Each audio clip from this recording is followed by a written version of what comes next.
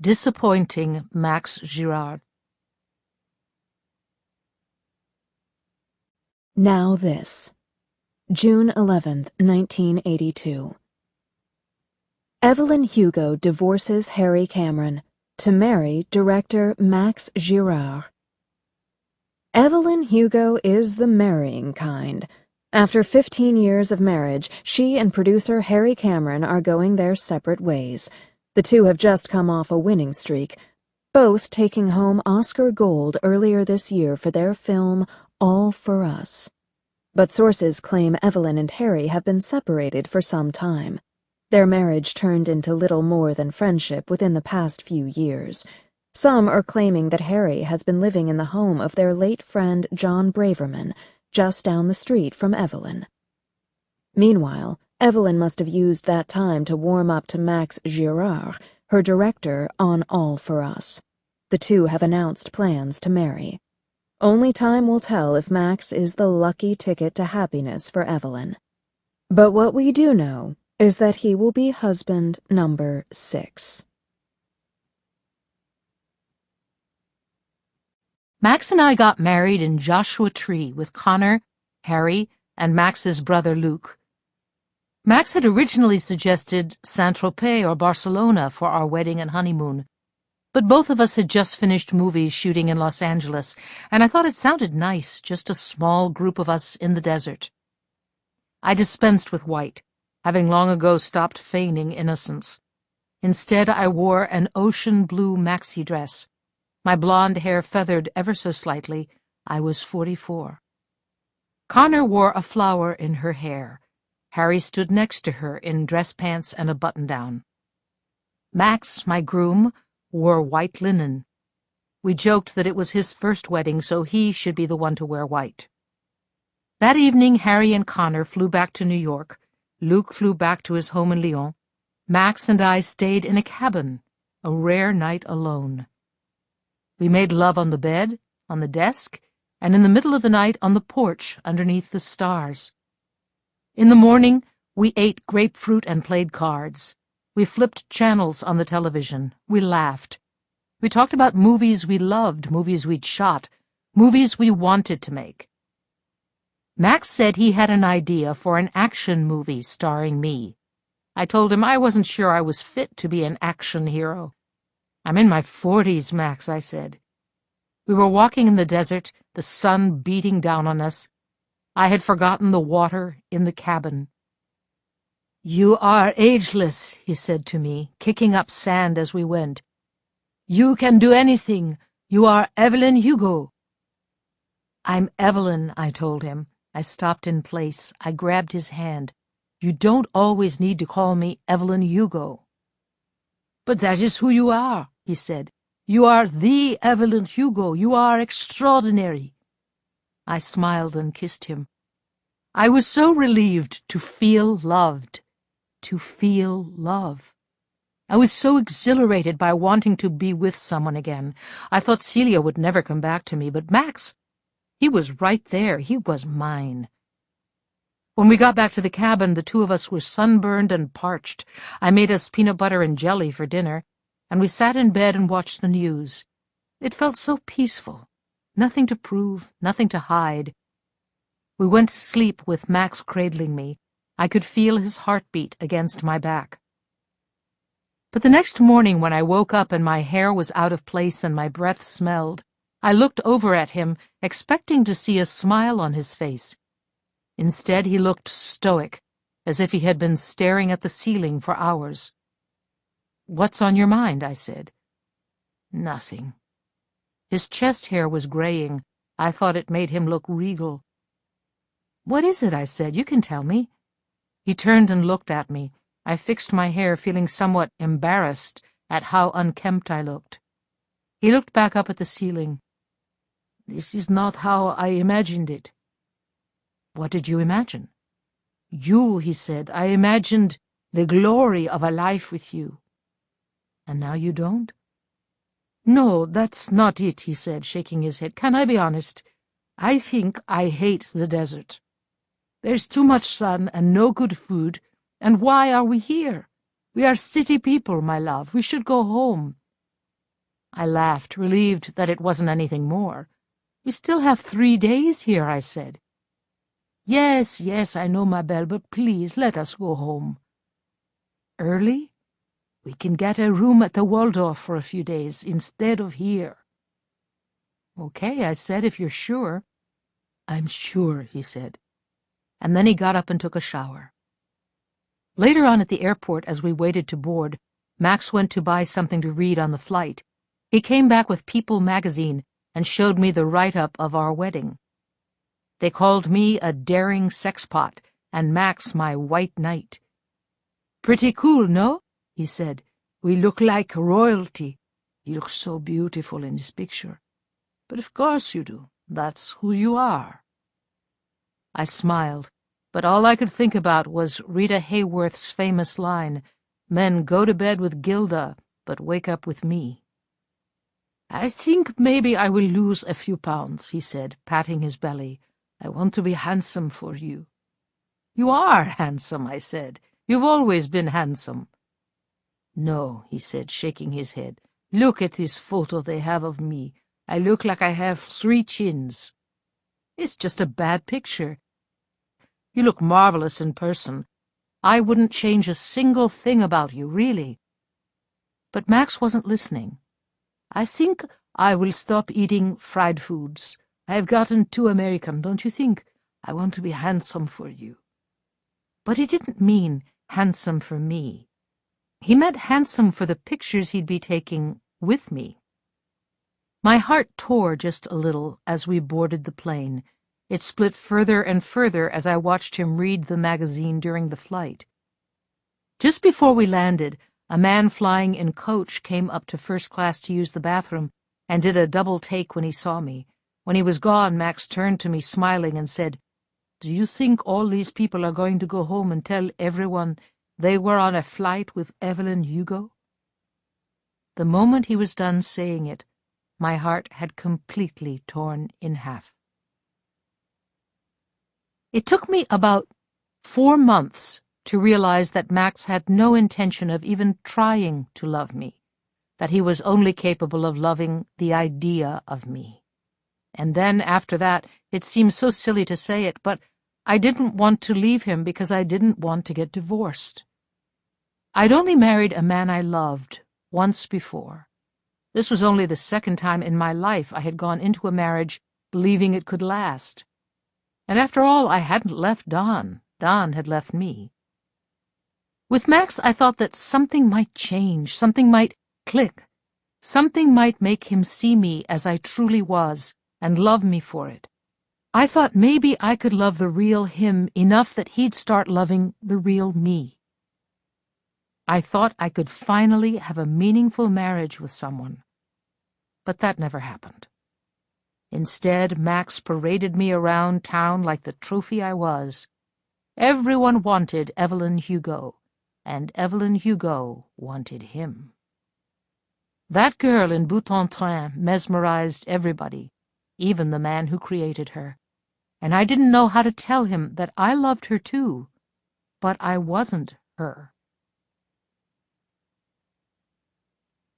In 1988, Celia took the role of Lady Macbeth in a film adaptation. She could have submitted herself for Best Actress. There was no other woman with a bigger part in the movie than her. But she must have submitted herself for Best Supporting, because when the ballot came out, that was what she was nominated for. The moment I saw it, I knew it had been her call. She was just that smart. Naturally, I voted for her. When she won, I was in New York with Connor and Harry. Max had gone to the awards that year alone. It was a fight between the two of us. He wanted me with him, but I wanted to spend the evening with my family, not in a control slip and 6-inch heels. Also, if I'm being entirely frank, I was 50 years old. There was an entire new generation of actresses to compete with. They were all gorgeous, with smooth skin and shiny hair.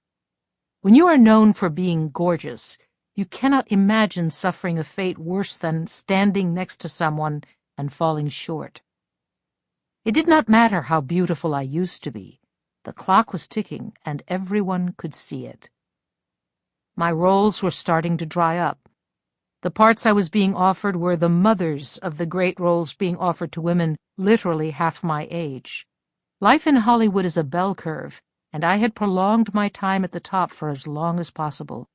I'd lasted longer than most, but I had come around the corner now, and they were all but putting me out to pasture. So no, I did not want to go to the Academy Awards. Instead of flying to L.A. and spending the day in a makeup chair, and then sucking in and standing up straight in front of hundreds of cameras and millions of eyes, I spent the day with my daughter. Louisa was on vacation, and we had not found someone we liked to step in for her, so Connor and I spent the day making a game out of cleaning the house. We made dinner together. Afterward, we popped some popcorn and sat down with Harry to watch as Celia won. Celia was wearing a yellow silk dress with a ruffled edge. Her red hair, now shorter, was pulled back in a chignon. She was older, certainly, but never more breathtaking. When they called her name, she got up on the stage and accepted her award with the grace and sincerity that audiences had always known her for. And just as she was about to leave the microphone, she said, "And to anyone tempted to kiss the TV tonight, please don't chip your tooth." "Mom, why are you crying?" Connor asked. I put my hand to my face and realized that I had teared up. Harry smiled at me and rubbed my back. "You should call her," he said. "It's never a bad idea to bury hatchets." Instead, I wrote a letter.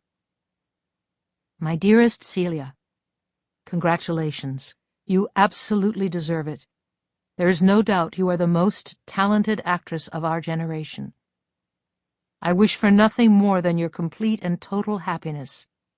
I did not kiss the TV this time, but I did cheer just as loudly as I did the other times. All my love, Evelyn. I sent it with the peace of sending off a message in a bottle, which is to say that I expected no response.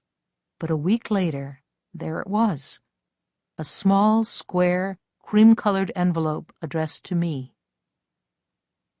My dearest Evelyn, reading your letter felt like gasping for air after being trapped underwater. I hope you will forgive me for being so blunt, but how did we make such a mess of it all? And what does it mean that we have not spoken in a decade, but I still hear your voice in my head every day? XO, Celia. My dearest Celia, I own all of our missteps. I was selfish and short-sighted. I can only hope that you have found bliss somewhere else. You deserve so much happiness, and I am sorry I could not give that to you. Love, Evelyn. My dearest Evelyn, you are dealing in revisionist history. I was insecure and petty and naive. I blamed you for the things you did to keep our secrets. But the truth is, each time you stopped the outside world from coming into our life, I felt immense relief, and all my happiest moments were orchestrated by you. I never gave you enough credit for that. We were both to blame, but you were the only one to ever apologize. Please let me rectify that now. I'm sorry, Evelyn. Love, Celia. P.S. I watched 3 a.m. some months ago. It is a bold, brave, important film. I would have been wrong to stand in the way of it. You have always been so much more talented than I ever gave you credit for. My dearest Celia, do you think lovers can ever be friends?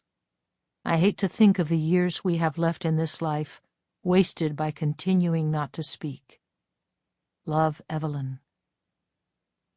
My dearest Evelyn, is Max like Harry? Like Rex? Love, Celia.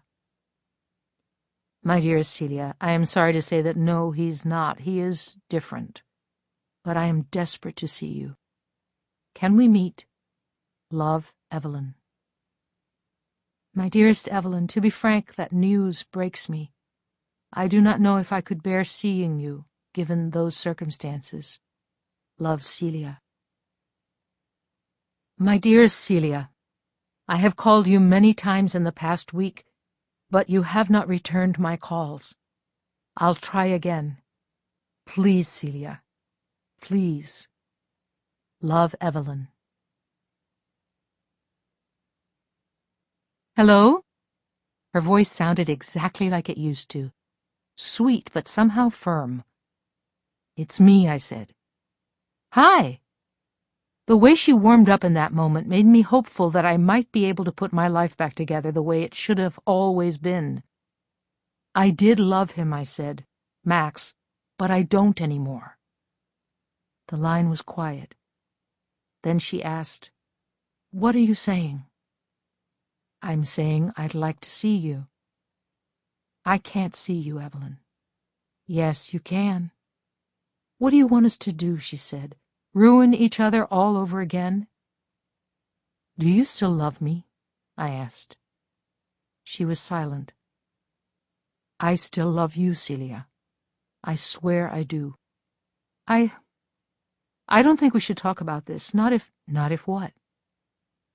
Nothing has changed, Evelyn. Everything has changed. People still can't know who we really are. Elton John is out of the closet, I said. Has been for years. Elton John doesn't have a child and a career based on audiences believing he's a straight man. You're saying we'll lose our jobs. I can't believe I have to tell you this, she said. Well, let me tell you something that has changed, I told her. I no longer care. I'm ready to give it all up. You can't be serious. I'm absolutely serious. Evelyn, we haven't even seen each other in years. I know you were able to forget me, I said. I know you were with Joan. I'm sure you were with others. I waited, hoping she would correct me, hoping she would tell me there had been no one else, but she didn't. And so I continued. But can you honestly say that you stopped loving me? Of course not. And I can't say that either.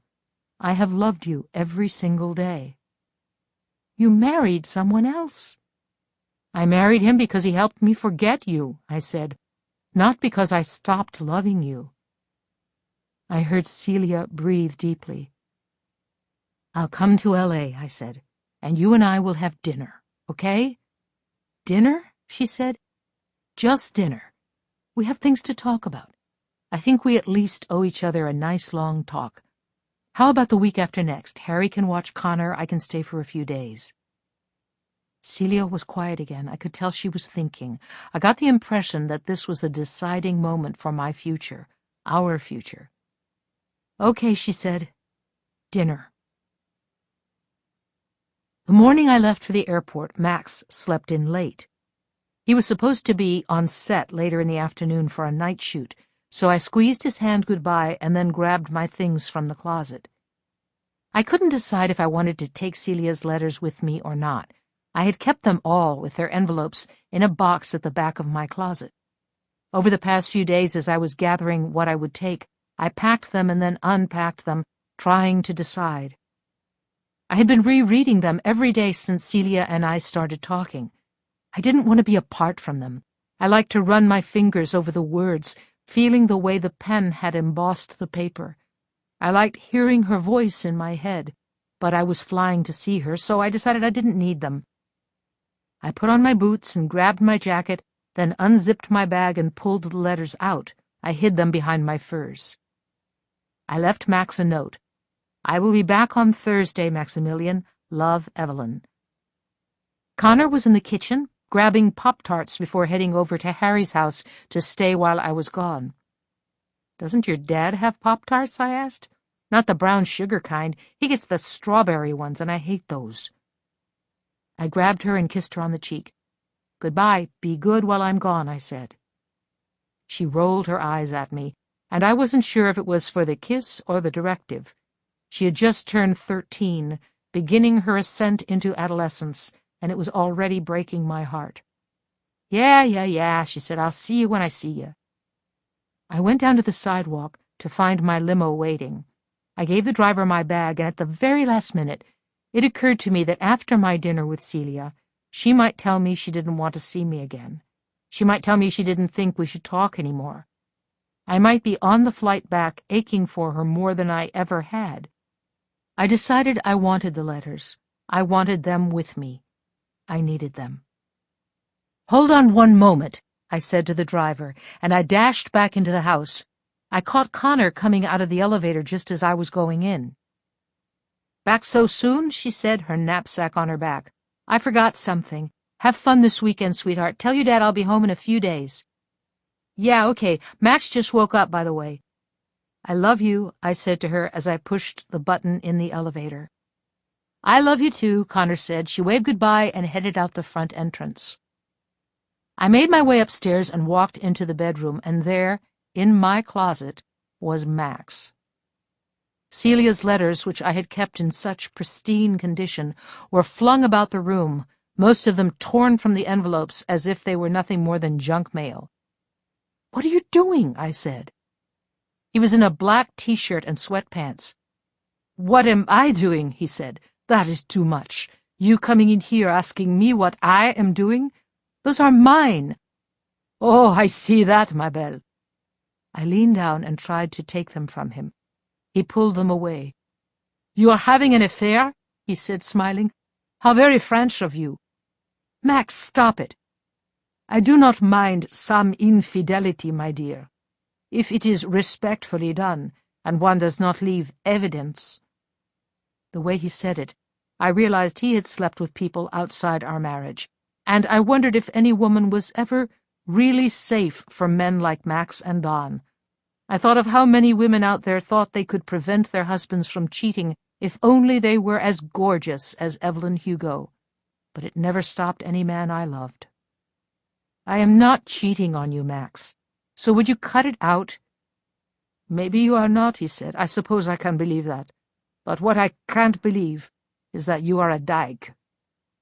I closed my eyes, my anger burning so hot inside me that I needed to check out of the world, to momentarily gather myself in my own body.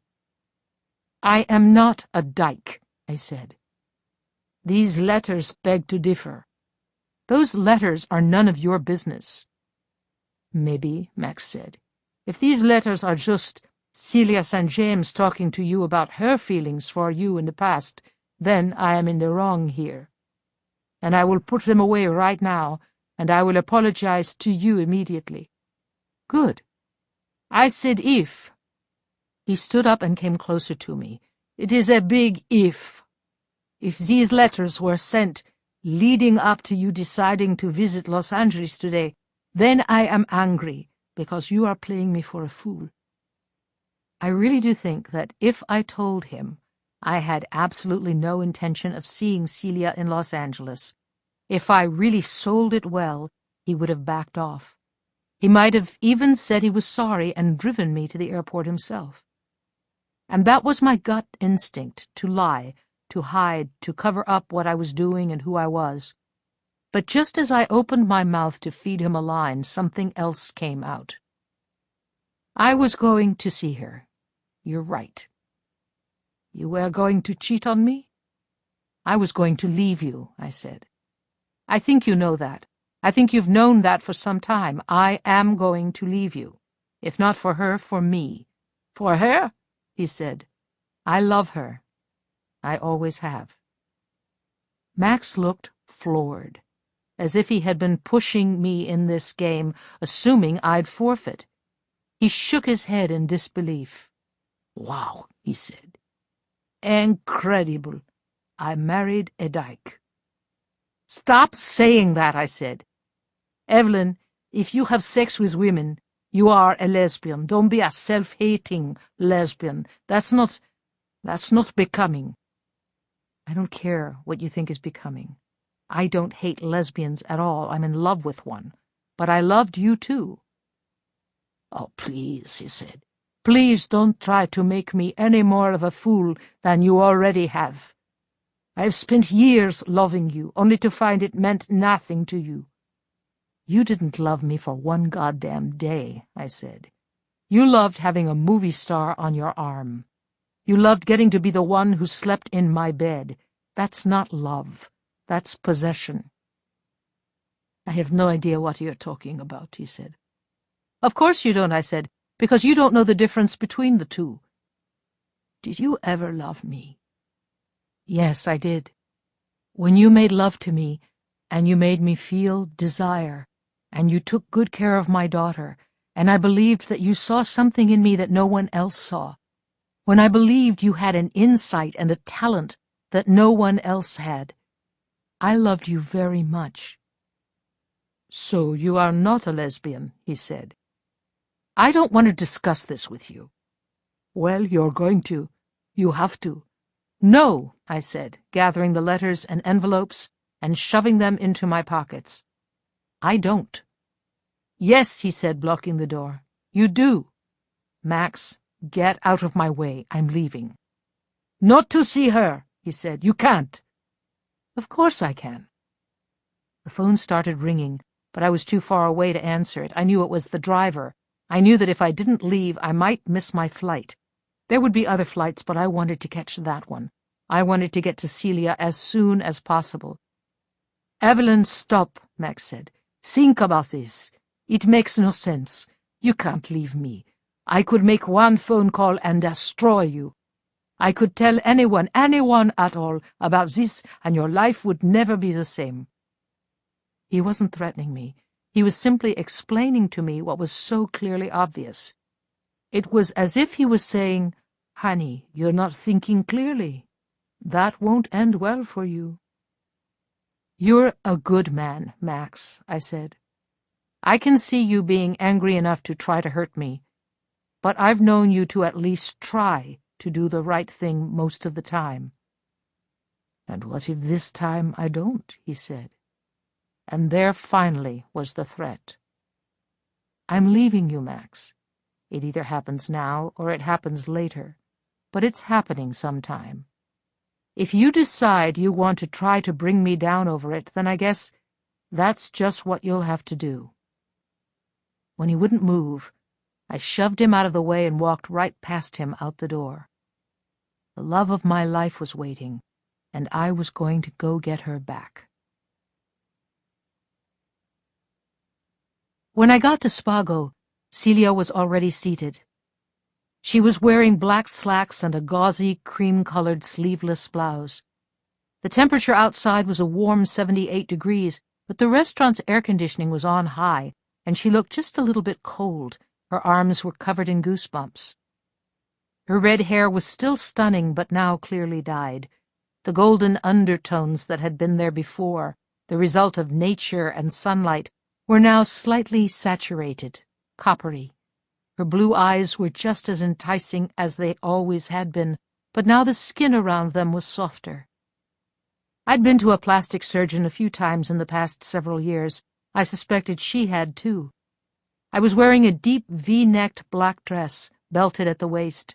My blonde hair, a bit lighter now from the gray that had been creeping in and cut shorter, was framing my face. She stood when she saw me. Evelyn, she said. I hugged her. Celia.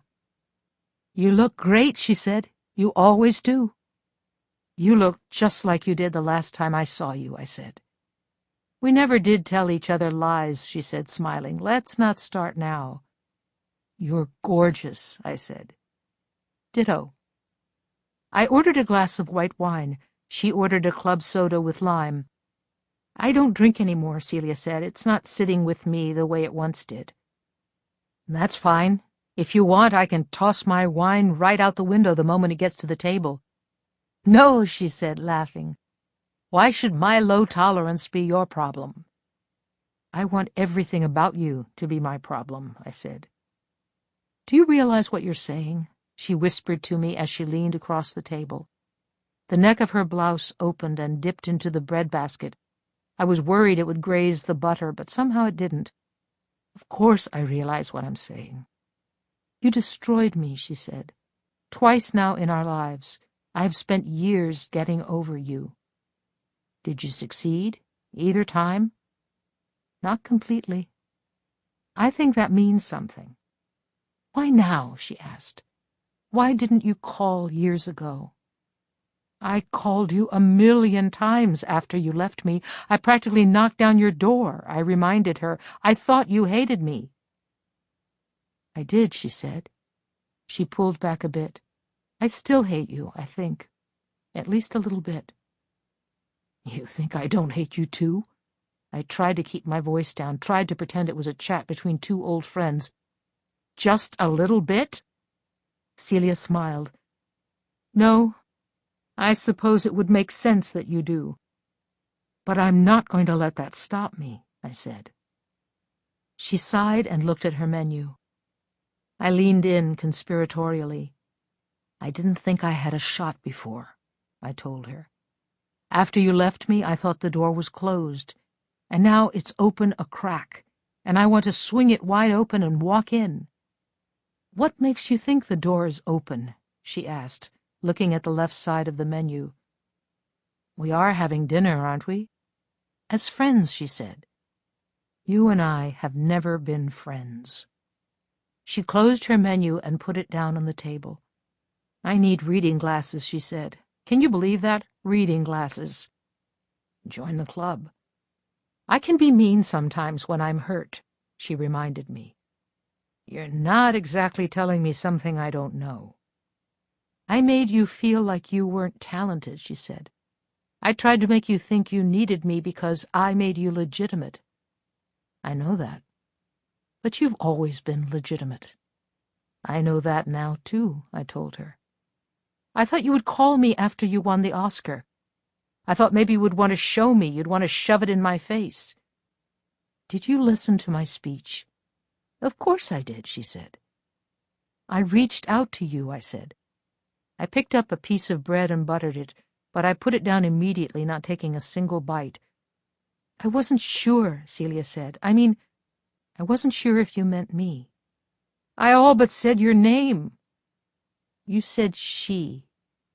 Precisely. I thought maybe you had another she. I had looked at other women besides Celia. I had pictured myself with other women besides her. But everyone, for what had felt like my whole life, had always been divided into Celia and not Celia. Every other woman I considered striking up a conversation with might as well have had not Celia stamped on her forehead. If I was going to risk my career and everything I loved for a woman, it was going to be her. There is no she but you, I told her. Celia listened and closed her eyes, and then she spoke. It was as if she had tried to stop herself and simply couldn't. But there were he's. This old song and dance, I said, trying to stop myself from rolling my eyes. I was with Max. You were clearly with Joan. Did Joan hold a candle to me? No, Celia said. And Max didn't hold a candle to you. But you're still married to him. I'm filing papers. He's moving out. It's over. That's abrupt. It's not, actually. It's overdue. And anyway, he found your letters, I said. And he's leaving you? No, he's threatening to out me if I don't stay with him. What? I'm leaving him, I said, and I'm letting him do whatever the hell he wants, because I'm 50 years old, and I don't have the energy to be controlling every single thing anyone says about me until I die of old age. The parts I'm being offered are shit. I have the Oscar on my mantle. I have a spectacular daughter. I have Harry. I'm a household name. They will write about my movies for years to come. What more do I want? A gold statue in my honor? Celia laughed. That's what an Oscar is, she said. I laughed too. Exactly. Excellent point. I already have that then. There's nothing else, Celia. There are no more mountains to climb. I spent my life hiding so no one would knock me off the mountain. Well, you know what? I'm done hiding. Let them come and get me.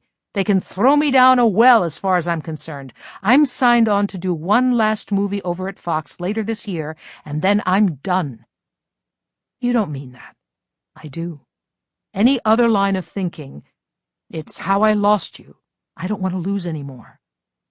It's not just our careers, she said. The ramifications are unpredictable. What if they take Connor away? Because I'm in love with a woman? Because they think both her parents are queers. I sipped my wine. I can't win with you, I said finally. If I want to hide, you call me a coward. If I'm tired of hiding, you tell me they'll take my daughter. I'm sorry, Celia said. She did not seem sorry for what she had said, so much as sorry that we lived in the world we lived in. Do you mean it? She asked. Will you really give it up? Yes, I said. Yes, I would. Are you absolutely sure? She asked, just as the waiter put her steak down in front of her and my salad in front of me. I mean, absolutely sure. Yes. Celia was quiet for a moment.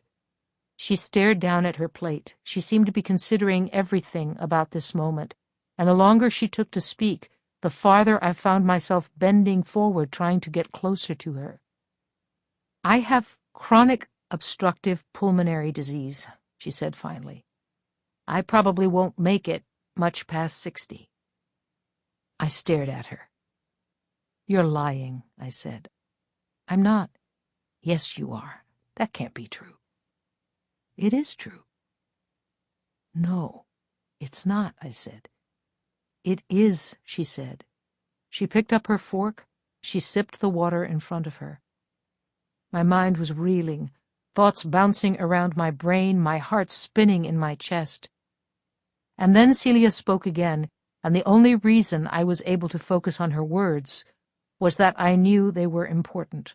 I knew they mattered. I think you should do your movie, she said. Finish strong, and then after that, I think we should move to the coast of Spain. What? I have always liked the idea of spending the last years of my life on a beautiful beach, with the love of a good woman, she said.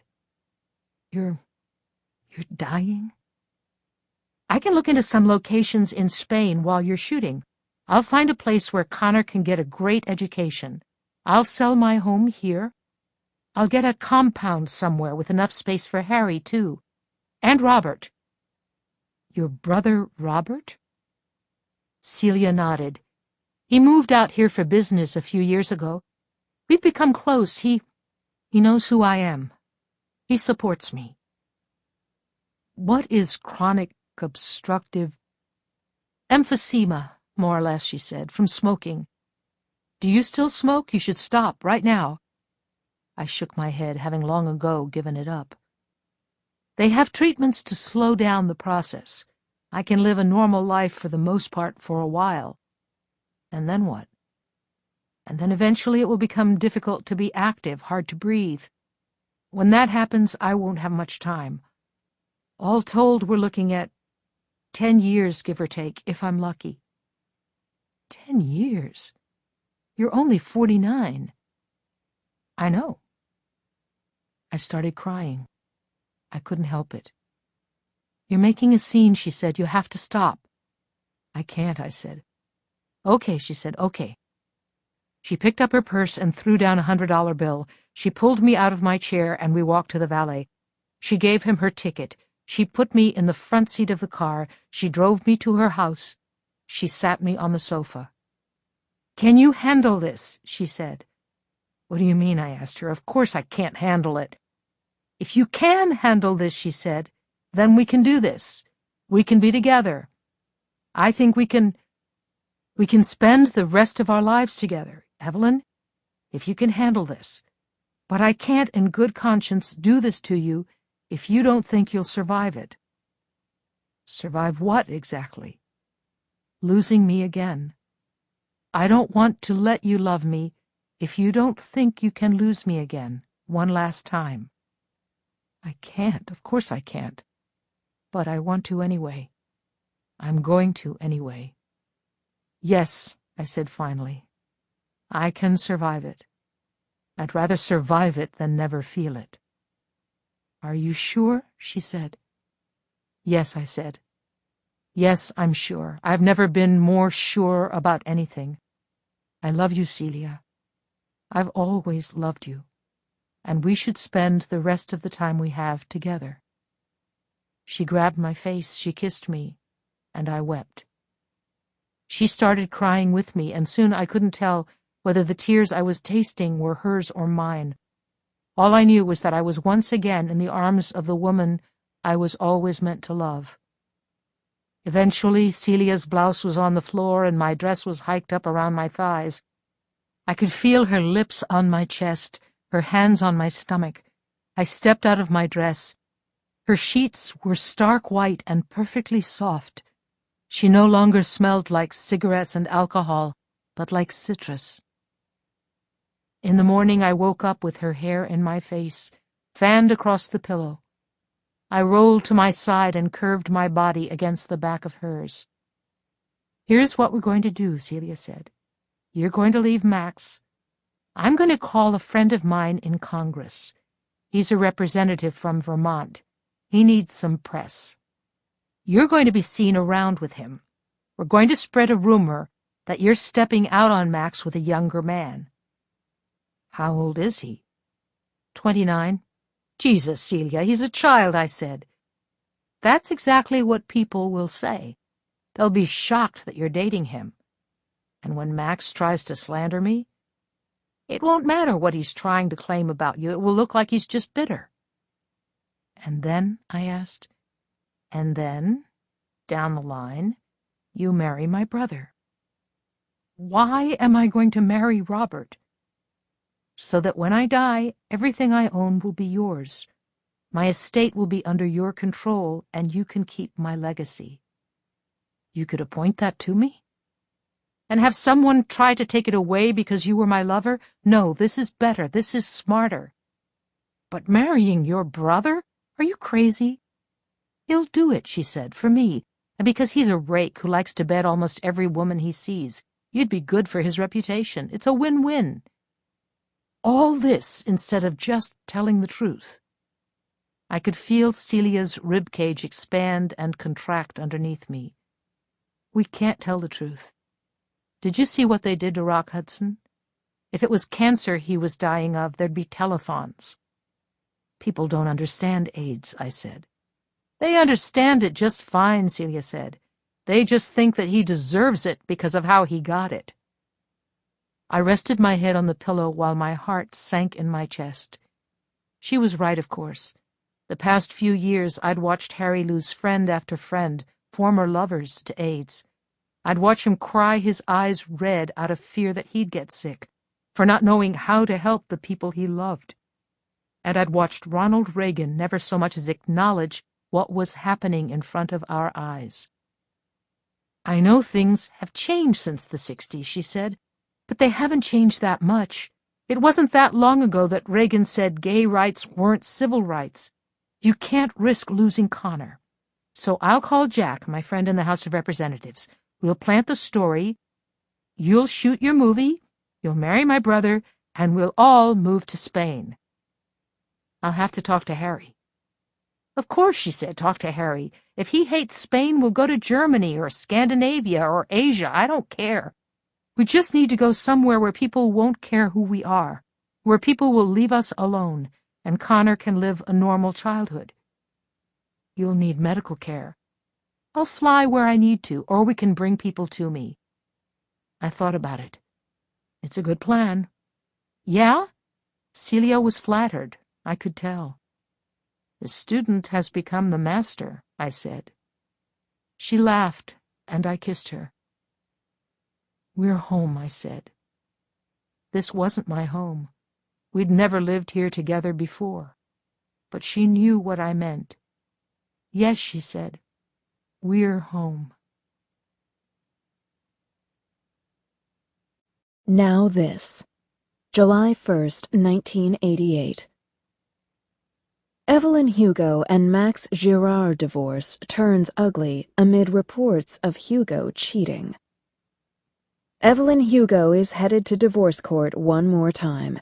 She filed papers citing irreconcilable differences this week, and while she's an old hand at this, it looks like this one's gonna be a doozy. Sources say Max Girard is seeking spousal support, and reports have surfaced claiming that Girard is bad-mouthing Hugo all over town. He's so angry he's saying just about anything he can to get back at her, an insider close to the former couple says. You name it, he's said it. She's a cheater, she's a lesbian, she owes him her Oscar. It's clear he's very heartbroken. Hugo was recently seen out with a much younger man last week.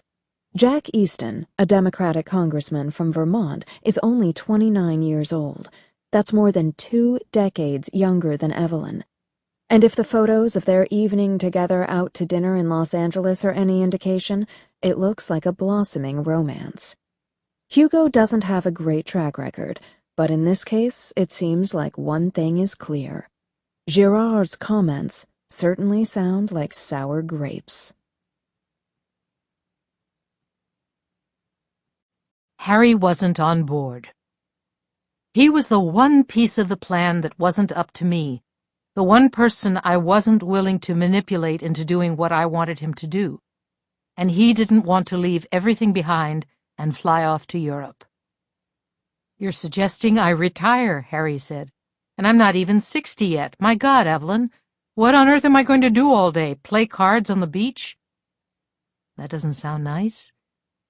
It sounds nice for about an hour and a half, he said. He was drinking what looked like orange juice, but I suspected was a screwdriver. And then I'd be stuck trying to occupy myself for the rest of my life. We were sitting in my dressing room on the set of Teresa's Wisdom. Harry had found the script and sold it to Fox with me attached to play Teresa, a woman who is leaving her husband while desperately trying to keep her children together. It was the 3rd day of shooting, and I was in costume, a white Chanel pantsuit and pearls, about to go on set to shoot the scene where Teresa and her husband announce that they are divorcing over Christmas dinner. Harry looked as handsome as ever in khaki slacks and an Oxford shirt. He had gone almost entirely gray by then, and I actively resented him for growing more attractive as he aged, while I had to watch my value disappear by the day like a molding lemon. Harry, don't you want to stop living this lie? What lie? He asked. I understand it's a lie for you because you want to make it work with Celia, and you know that I support that, I do. But this life isn't a lie for me. There are men, I said, my voice losing patience, as if Harry was trying to pull one over on me. Don't pretend there aren't men. Sure, but there is not a single man anyone could draw any sort of meaningful connection to, Harry said, because I have only loved John, and he's gone. I'm only famous because you're famous, Ev. They don't care about me or what I'm doing unless it somehow relates to you. Any men in my life, I see them for a few weeks and then they're gone. I'm not living a lie, I'm just living my life. I took a deep breath, trying not to get too worked up before having to go on set and pretend to be a repressed wasp. Don't you care that I have to hide? I do, he said. You know I do. Well, then, but why does your relationship with Celia mean that we should uproot Connor's life and mine? She's the love of my life, I said. You know that. I want to be with her. It's time for us all to be together again. We can't be together again, he said, putting his hand down on the table. Not all of us. And he walked away. Harry and I were flying home every weekend to be with Connor, and during the weeks we shot, I was with Celia, and he was, well, I didn't know where he was, but he seemed happy, so I didn't question it. I suspected in the back of my mind that he might have met someone who was capable of keeping his interest for more than a few days. So when Teresa's Wisdom went 3 weeks over our shooting schedule because my co-star Ben Madley was hospitalized for exhaustion, I was torn. On the one hand, I wanted to go back to being with my daughter every night.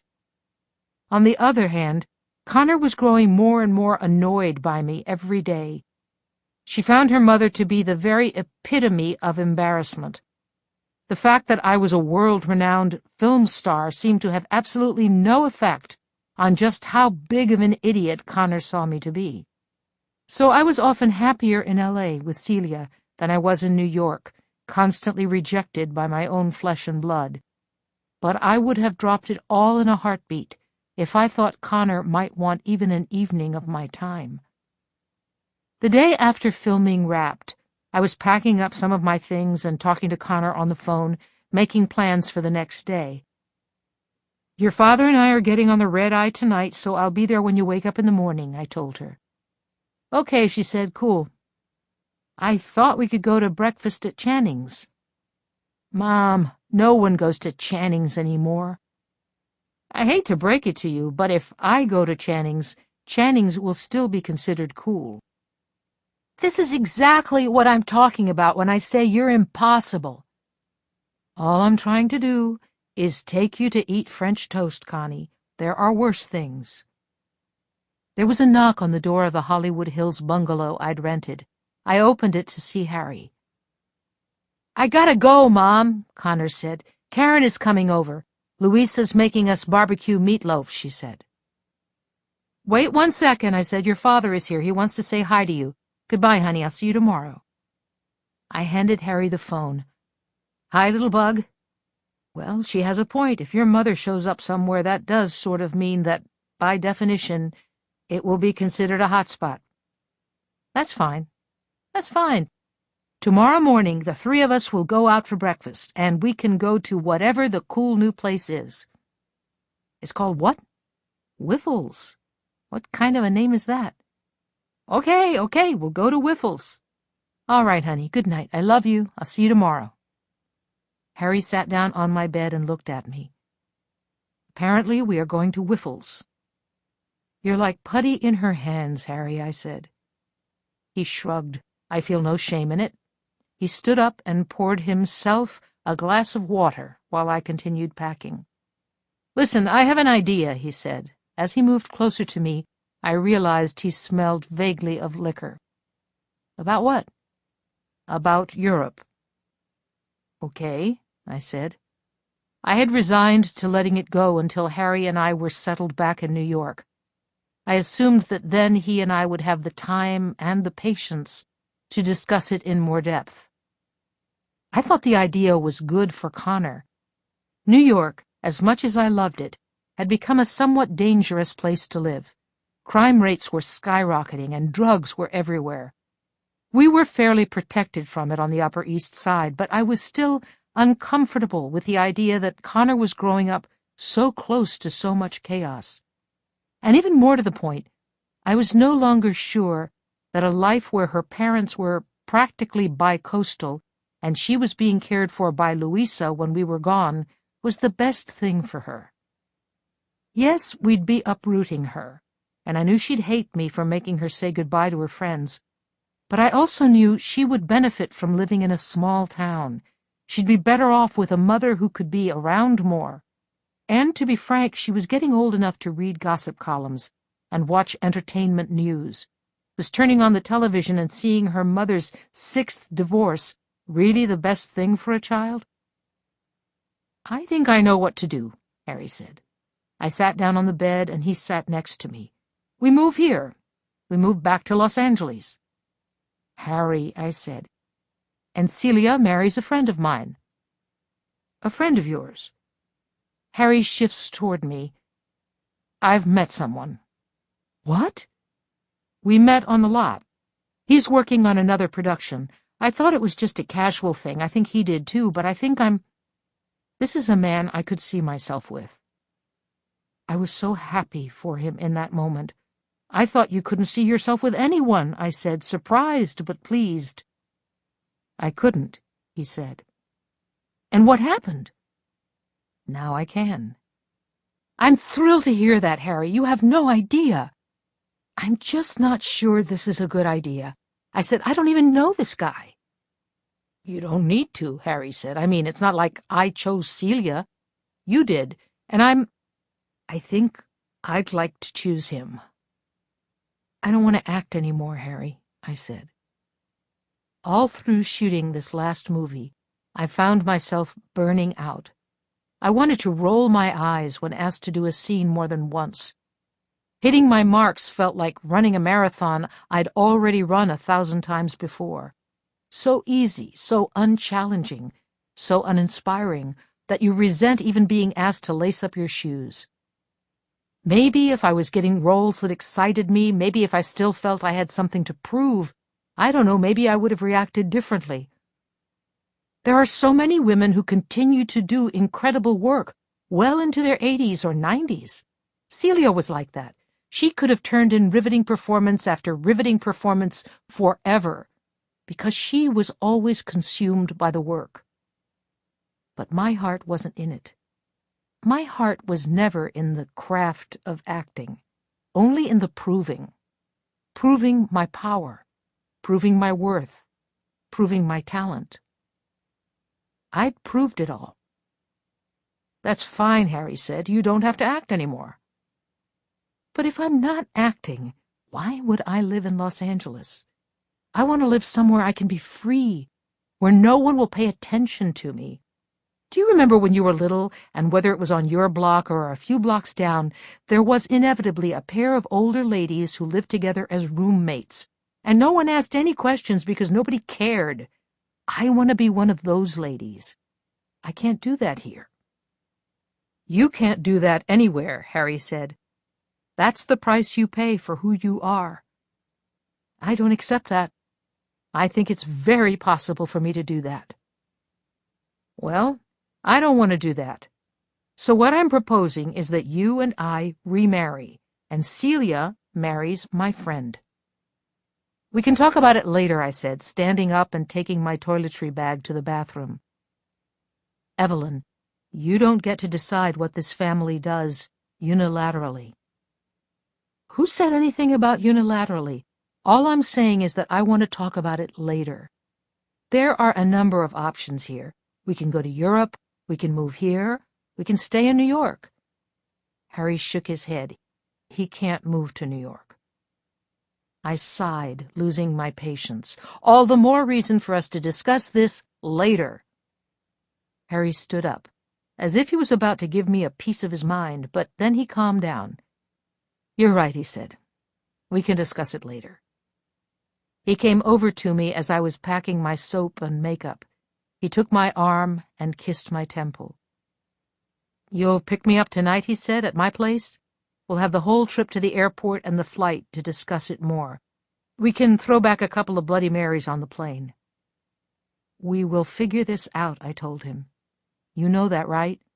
I'm never going to do anything without you. You're my best friend, my family." "I know," he said, "and you're mine. I never thought I could love someone after John. But this guy, Evelyn, I'm falling in love with him.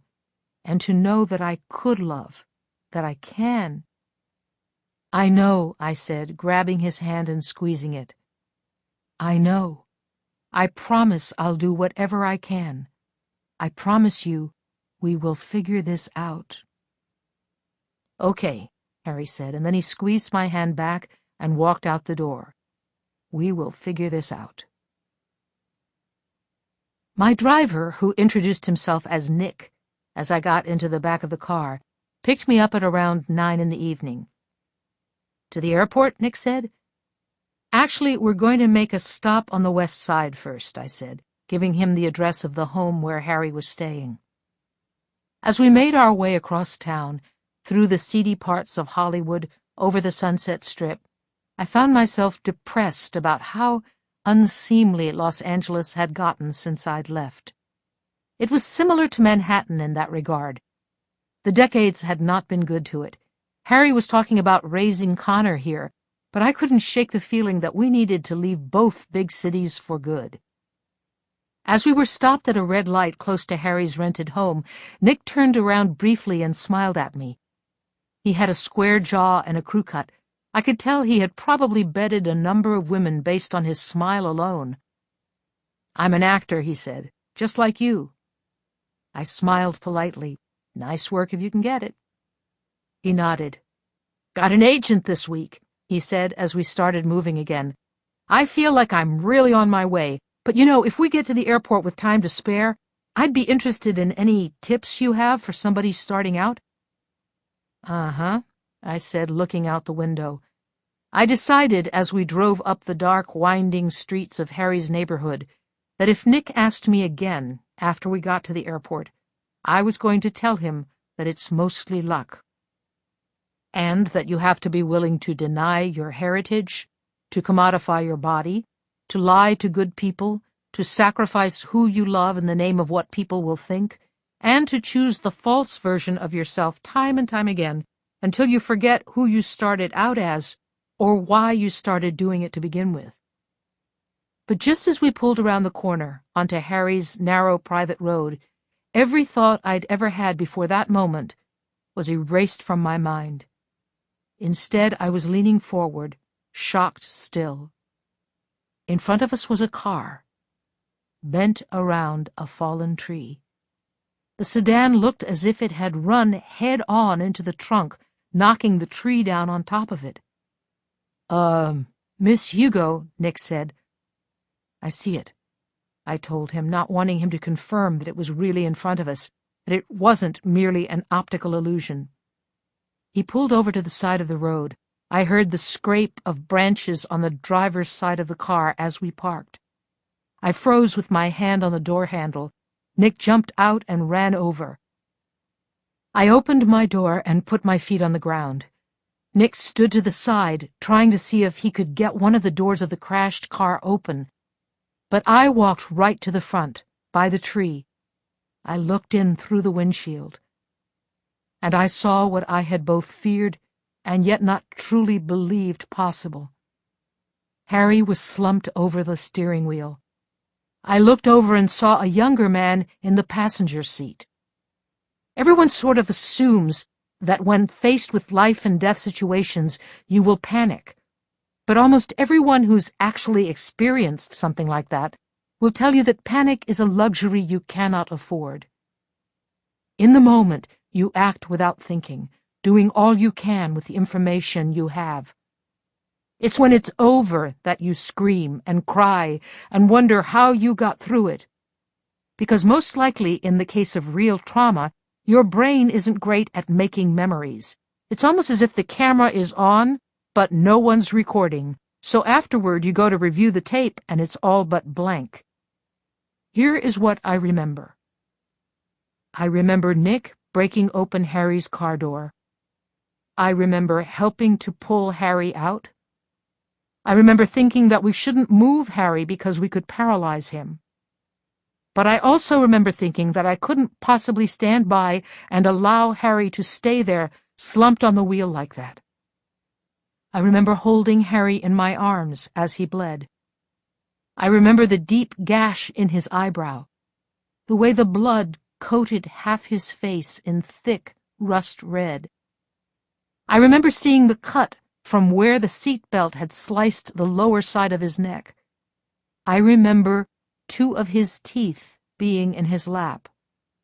I remember rocking him back and forth. I remember saying, "Stay with me, Harry. Stay with me. Stay, True Blue." I remember the other man on the road next to me. I remember Nick telling me he was dead. I remember thinking that no one who looked like that could be alive. I remember Harry's right eye opening. I remember the way it inflated me with hope, the way the white of his eye looked so bright against the deep red of the blood. I remember how his breath and even his skin smelled like bourbon. I remember how startling the realization was. Once I knew Harry might live, I knew what had to be done. It wasn't his car.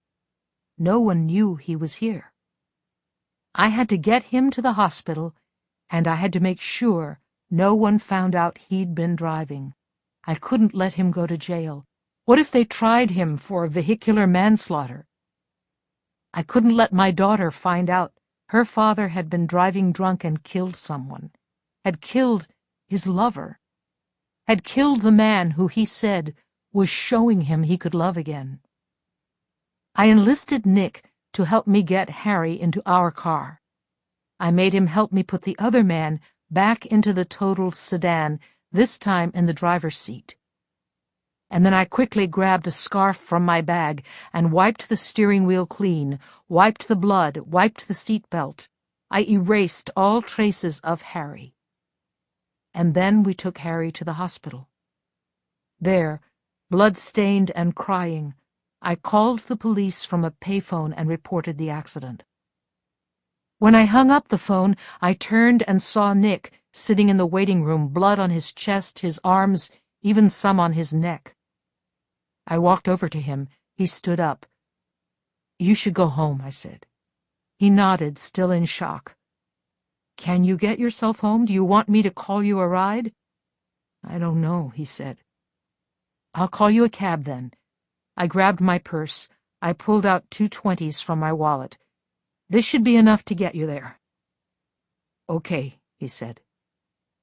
"You're going to go home, and you're going to forget everything that happened, everything you saw." "What did we do?" he said. How could we? "You're going to call me," I said.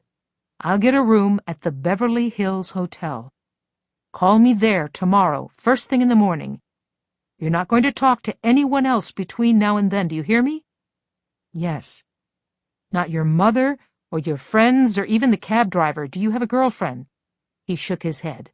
"A roommate?" He nodded. "You tell them that you found a man on the street and you brought him to the hospital, okay? That's all you tell them, and you only tell them if they ask." "Okay." He nodded.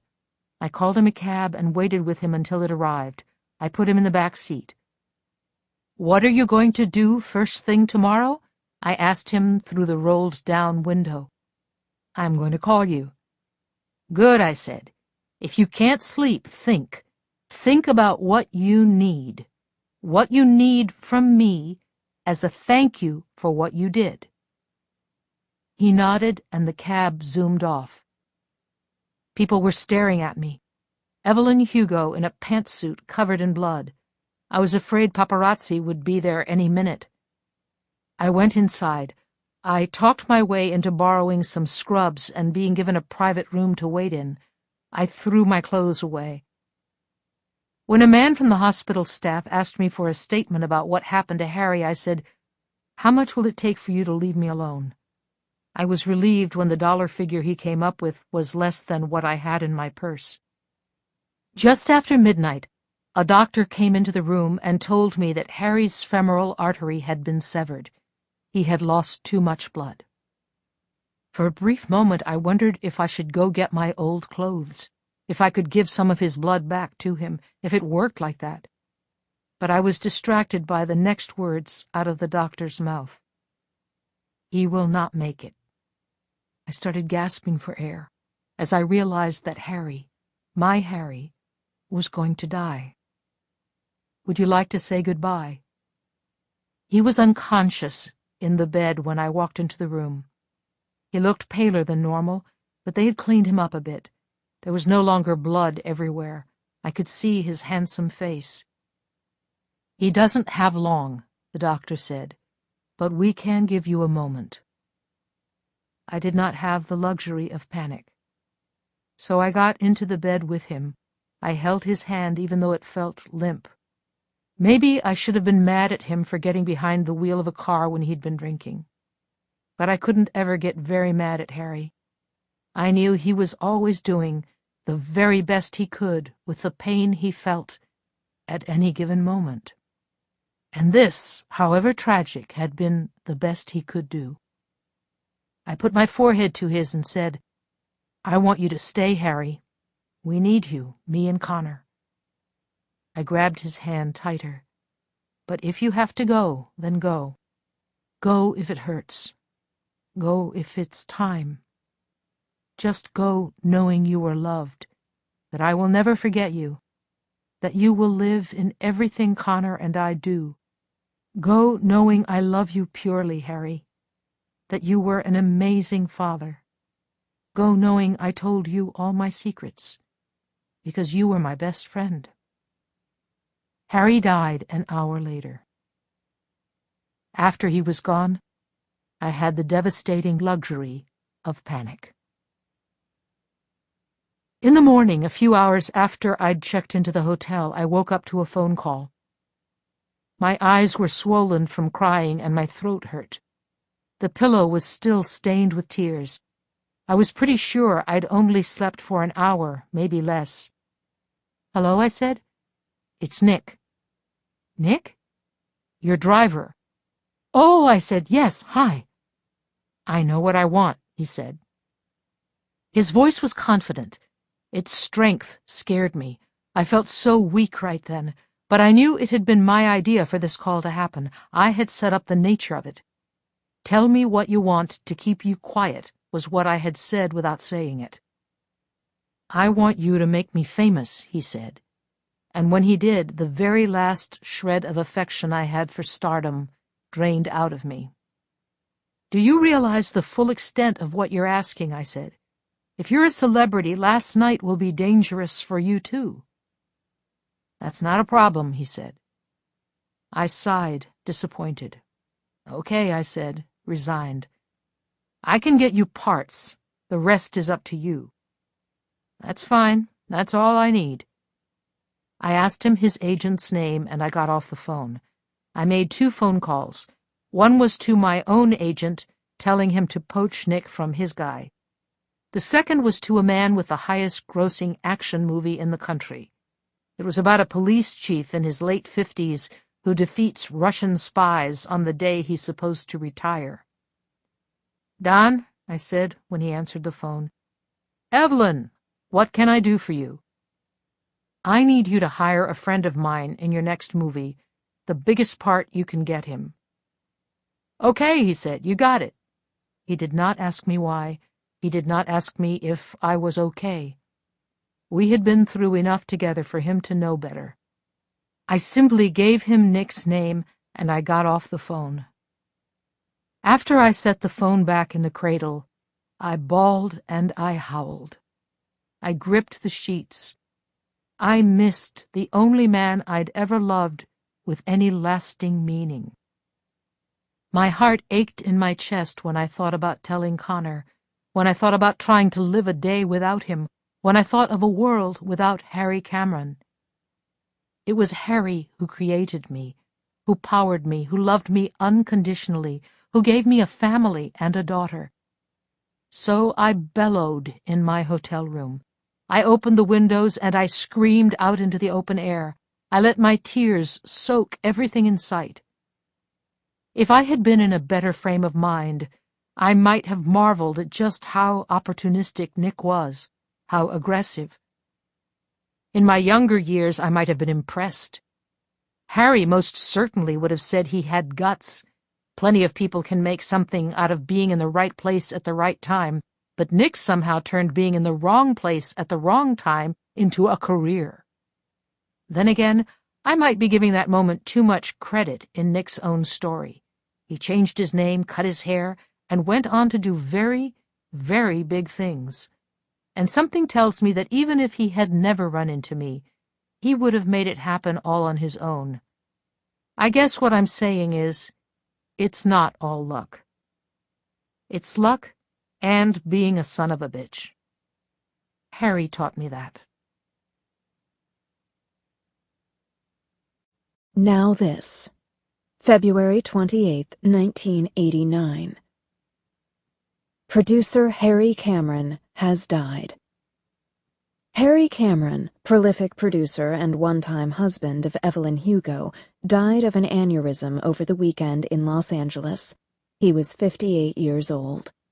The independent producer, formerly a Sunset Studios mogul, was known for shepherding some of Hollywood's greatest films, including the 50s classics To Be With You and Little Women, and some of the most exciting films of the 60s, 70s, and 80s, such as 1981's All for Us. He had just wrapped on the upcoming Teresa's Wisdom. Cameron was known for his keen taste and kind but firm demeanor. Hollywood has been left heartbroken with the loss of one of its favorites. Harry was an actor's producer, said a former colleague. If he picked up a project, you knew you wanted to be involved. Cameron is survived by his teenage daughter with Evelyn Hugo, Connor Cameron. Now this. September 4th, 1989. Wild Child. Blind item. Which precious Hollywood progeny was caught with her pants down? And we mean that literally. This daughter of former A++ list actress has been having a rough time, and it appears that instead of lying low, she's going wild. We hear that at the age of 14, this wild child has been MIA from her prestigious high school and is often seen out at one of New York's various high-profile clubs, at which she's rarely, sober. We're not just talking alcohol, either. There seems to be some powder under your nose there. Apparently, her mother has been trying to get a handle on the situation, but things hit the fan when Wild Child was caught with 2 fellow students in bed. 6 months after Harry died, I knew I had no choice but to get Connor out of town. I had tried everything else. I was attentive and nurturing. I tried to get her into therapy. I talked with her about her father. She, unlike the rest of the world, knew he had been in a car accident, and she understood why something like that needed to be delicately handled. But I knew it only compounded her stress. I tried to get her to open up to me, but nothing was helping me get her to make better choices. She was 14 years old and had lost her father with the same swiftness and heartbreak with which I had lost my mother so many years before. I had to take care of my child. I had to do something. My instinct was to move her away from the spotlight, away from people willing to sell her drugs, willing to take advantage of her pain. I needed to bring her someplace where I could watch her, where I could protect her. She needed to process and heal, and she could not do that with the life I had made for us. "Aldise," Celia said. We were talking on the phone. I had not seen her in months, but we talked every night. Celia helped ground me, helped me to keep moving forward. Most nights, as I lay in bed speaking to Celia on the phone, I could speak of nothing but my daughter's pain. And when I could speak of something different, it was my own pain. I was just starting to come out of it, to see a light at the end of the tunnel, when Celia suggested Aldise. "Where's that?" I asked. "It's on the southern coast of Spain. It's a small city. I've talked to Robert. He has a call in to some friends he knows in Malaga, which isn't too far. He's going to ask about any English-language schools. It's mostly a fishing village. I don't get the impression anyone will care about us." "It's quiet?" I asked. "I think so," she said. "I think Connor would have to really go out of her way to find trouble." "That seems to be her M.O., I said. "You'll be there for her. I'll be around. Robert will be there. We will make sure she's okay.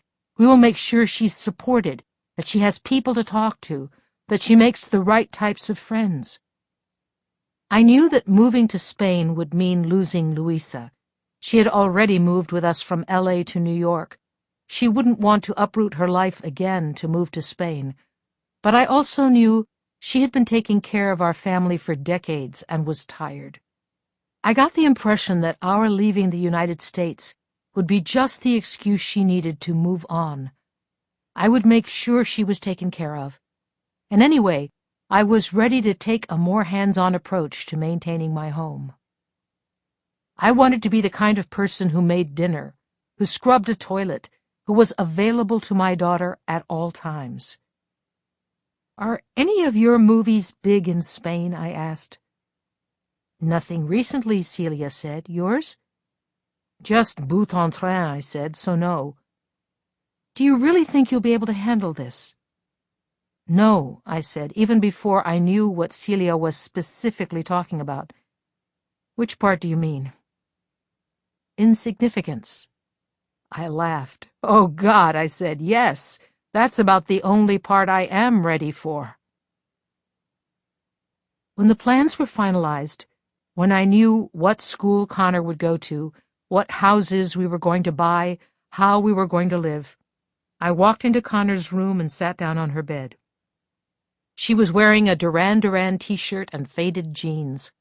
Her blonde hair was teased at the crown. She was still grounded from when I had caught her having a threesome, so she had no choice but to sit there with a sour face and listen as I spoke. I told her I was retiring from acting. I told her we were moving to Spain. I told her I thought she and I would be happier living with good people, away from all the fame and the cameras. And then I very gently, very tentatively, told her that I was in love with Celia. I told her I was going to marry Robert, and I explained why, succinctly and clearly. I did not treat her like a child. I spoke to her as an adult. I finally gave her the truth, my truth. I did not tell her about Harry, about how long I had been with Celia, or anything that she didn't need to know. Those things would come in time. But I told her what she deserved to understand. And when I was done, I said, I'm ready to hear everything you have to say. I'm ready to answer any questions at all. Let's have a discussion about this. But all she did was shrug her shoulders. I don't care, Mom, she said, sitting on her bed with her back against the wall. I really don't. You can love whoever, marry anybody, you can make me live wherever, go to whatever school you decide. I don't care, okay? I just don't care. All I want is to be left alone, so just leave my room, please. If you can do that, then the rest of it, I don't care. I looked at her, stared right into her eyes, and ached for her aching. With her blonde hair and her face thinning out, I was starting to fear that she looked more like me than Harry. Sure, conventionally speaking, she would be more attractive if she looked like me, but she should look like Harry. The world should give us that. All right, I said, I will leave you alone for now. I got up, I gave her some space. I packed up our things, I hired movers, I made plans with Celia and Robert. 2 days before we left New York, I walked into her bedroom and said, I'll give you your freedom in Aldis. You can choose your own room. I'll make sure you can come back here to visit some of your friends. I'll do whatever I can to make life easier for you, but I need 2 things. What? She said. Her voice sounded disinterested, but she was looking at me, she was talking to me. Dinner together every night. Mom, I'm giving you a lot of leeway here, a lot of trust. All I'm asking for is 2 things. One is dinner every night. But it's non-negotiable. You only have 3 more years until you're in college anyway. You can handle 1 meal a day. She looked away from me. Fine, what's the second? You're going to see a psychologist. At least for a little while. You've been through too much. We all have. You need to start talking to someone. When I had tried this before, months earlier, I was too weak with her. I let her tell me no.